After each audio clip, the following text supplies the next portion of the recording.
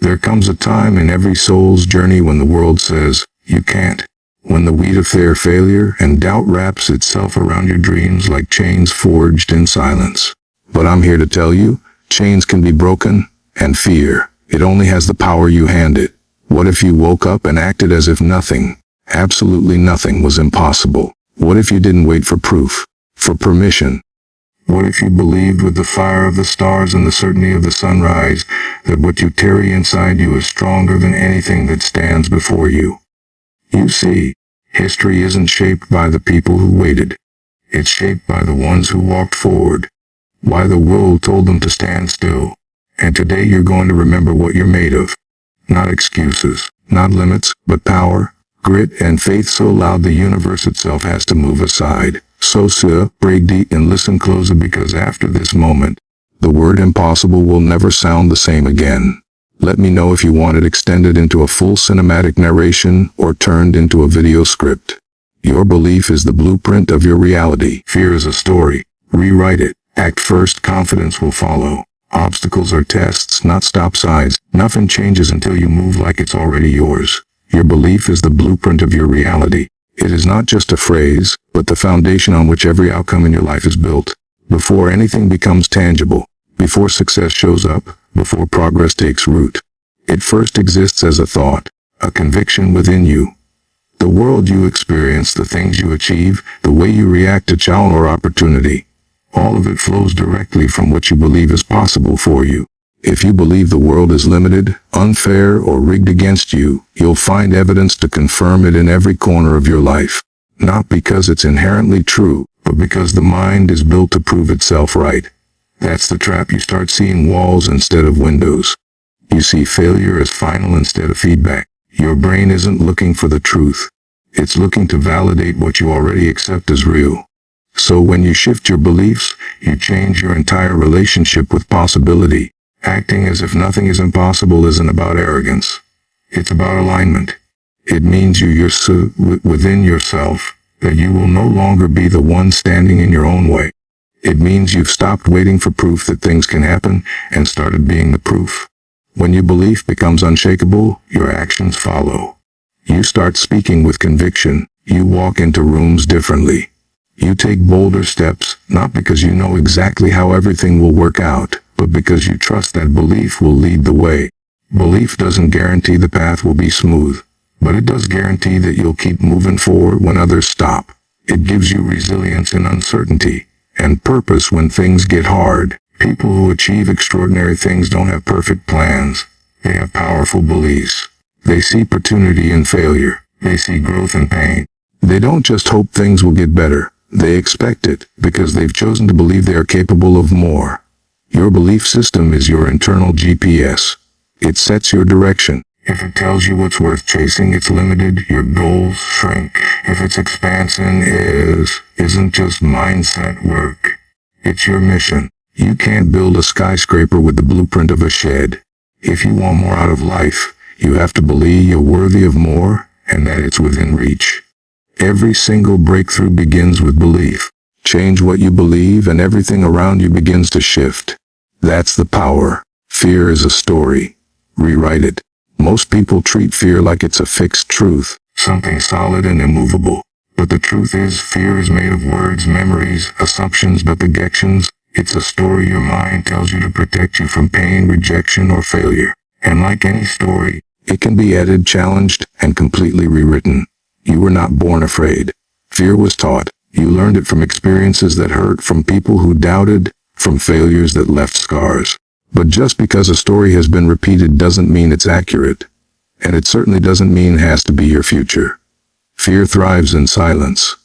It grows stronger every time you avoid what scares you. Every time you accept its voice as the final authority. It whispers things like, you're not ready, or you're not good enough, or what if you fail and everyone sees? And because the voice is internal, you assume it must be telling the truth. But here's the reality: fear is just a signal, not a sentence. It's information, not a prophecy. You get to decide what the fear means and how much power it holds over you.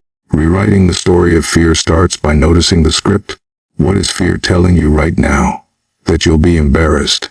That you're not qualified. That you'll lose something. Once you name the fear, you weaken its grip. Because the second you expose it to light, you see it for what it is, just a collection of thoughts pretending to be facts.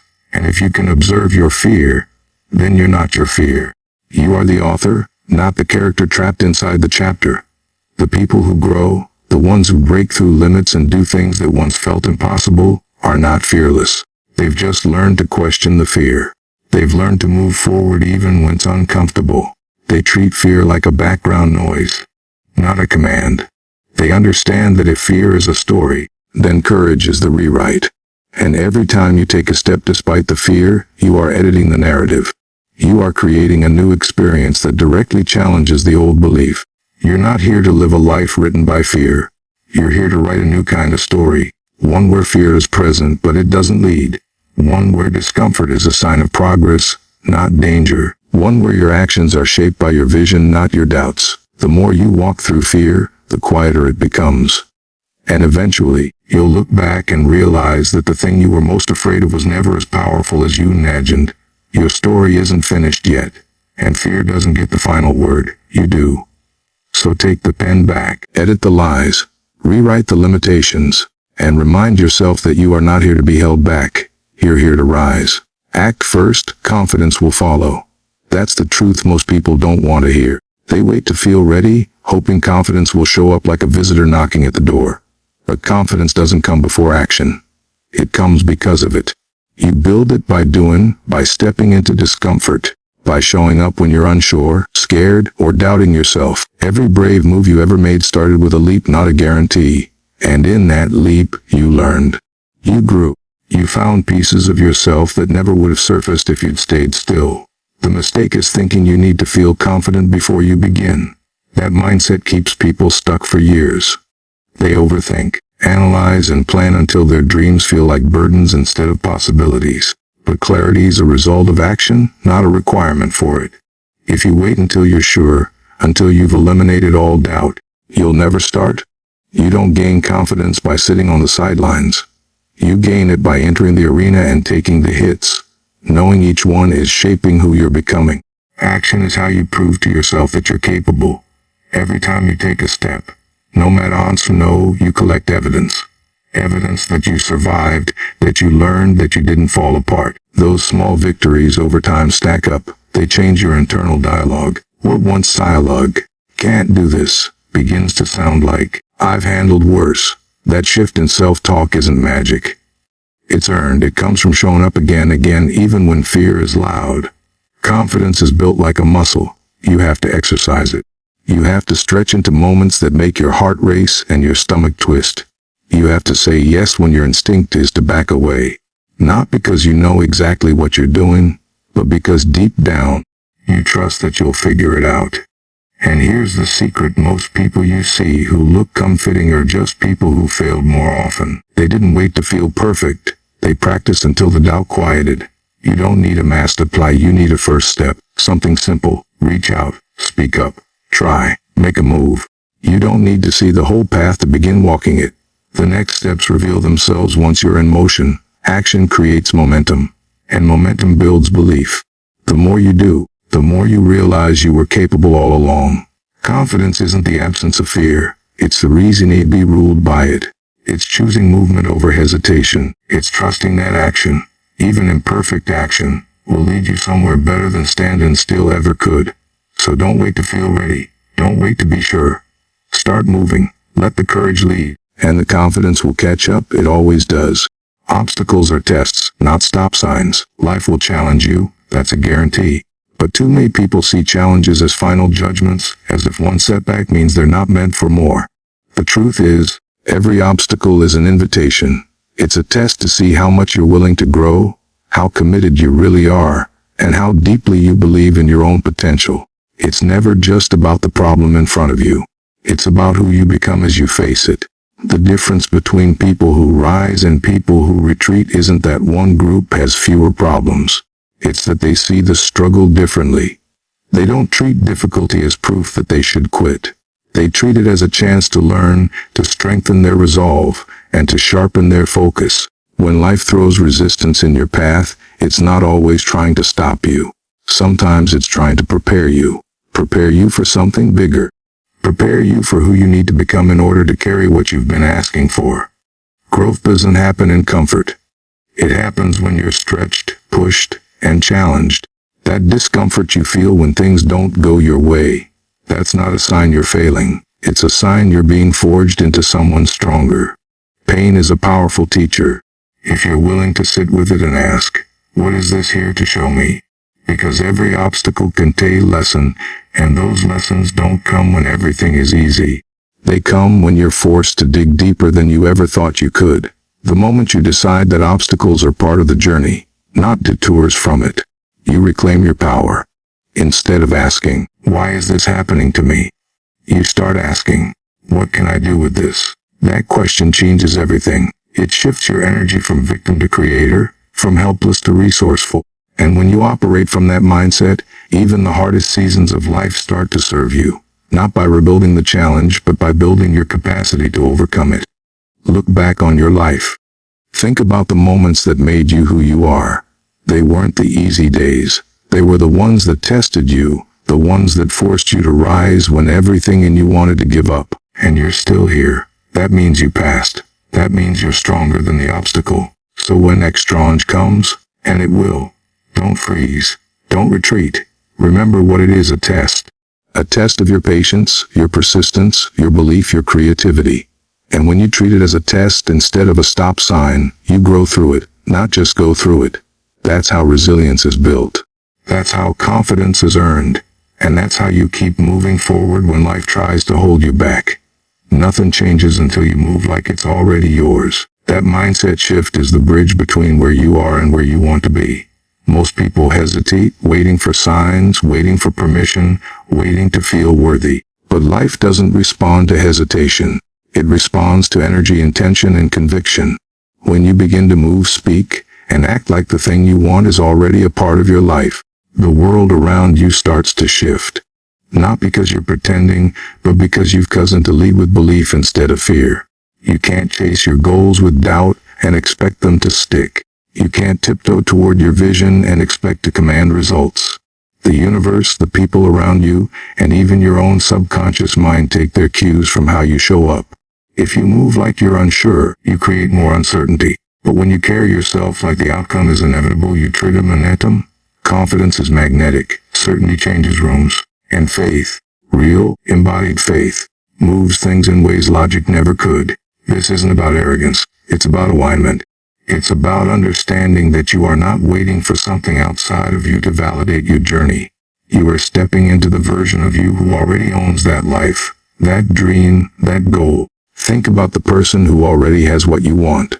How do they walk? How do they speak? How do they think and respond to pressure? Start becoming that person now, not later. Now, because the world responds not to what you say you want, but to who you are being consistently. Who or don't just wish, they walk. They operate from a place of identity. They don't say, I hope this works. They say, this is who I am now. That identity shift is everything. You tinker less and change from a mindset of lack. You create it by stepping fully into abundance, into worth, into power, even if the evidence isn't there yet. You move like it's already yours, and the evidence chants up. His shift also eliminates the need for constant validation. You're no longer looking around to see who approves. You're not asking for a map. You're choosing the direction and walking with purpose. That posture creates trust, not just in others, but within yourself. Because every step you take from that place reinforces a new belief that you are enough, that you are capable, that you are ready now. Not later, not someday, but now. You already have what it takes. The gap isn't in skill, or time, or opportunity. It's in belief. And that belief is shown not what you say, but in how you move. So if you're waiting for the right moment, stop. The right moment is created by movement. Show up, speak boldly, act with purpose, move like it's already yours. Because the second you do, the game changes. And everything you've been waiting for starts moving toward you just as fast as you've decided to claim it. So now you know, nothing is impossible unless you decide it is. The limits you once believed in were never real. They were inherited, imagined, or taught.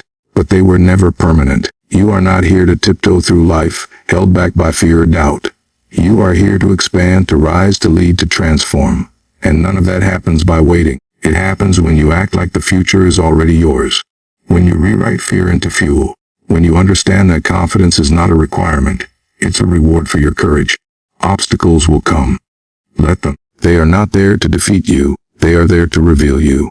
To show you your strength. To carve out the deeper parts of your character. When the path gets hard, don't stop. Don't shrink. Don't question your worth. Move like you've already won. Walk like you're already equipped. Speak like your vision is already real. Because every time you do, you reinforce a new truth, that you are not average, and your life is not meant to be lived in hesitation. You were born to stretch the definition of what's possible. You were built for the bold steps, the uncertain leaps, the late nights, the hard choices, and you're still standing. Not by accident, but because there's more for you. So take the doubt, the fear, the resistance, and use it. Let it sharpen your focus, deepen your hunger, and clarify your mission.